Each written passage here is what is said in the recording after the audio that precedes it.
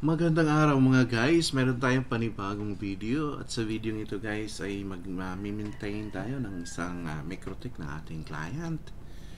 Gawa nga po guys na meron ditong napansin kong mga naka-unli katulad nitong mga ito. Swerte itong mga ito guys, naka-unli sila.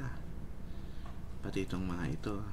Nangyayari kasi ito kapag minsan pag naghulog doon sa vendor ng ating Wi-Fi at nagkaroon ng problema bilang habang naghuhulog ay naka-create na ng code at biglang na-disconnect yung ating Wi-Fi or minsan naman ay nagkaroon ng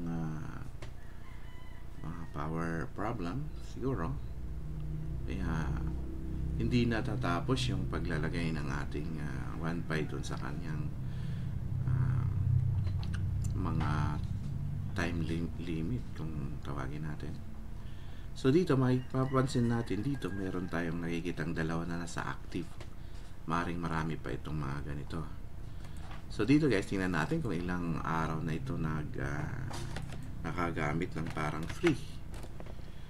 So dito napin natin yung code na yun. Ayan, 47 days na guys. Meron din yan sa inyo. Tingnan nyo dun sa inyo.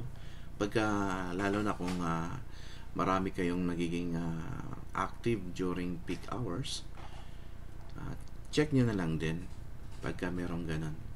At meron tayong ginawang script na automatic na nagre-remove ng mga ito. Hindi na natin kailangan i-mano-mano pag-delete. Okay, tingnan natin. Dito tayo sa active titingin habang niraran natin yung ating script. Ito, copy and paste natin itong script na to. Okay, paste natin dito habang tinitingnan natin yung dalawa na yan kung matatanggal ba o hindi. Paste natin yan. Ayan guys, oh, kita nyo ang dami pala. Dito nakalagay rito na expired daw. Ayan, nakita nyo dito, wala na. Yung nakita natin kanina ay dalawa lamang, ngunit dito pala ay marami na nandun. So yun guys, bali ang gagawin niya doon ay i-remove niya dito sa users list.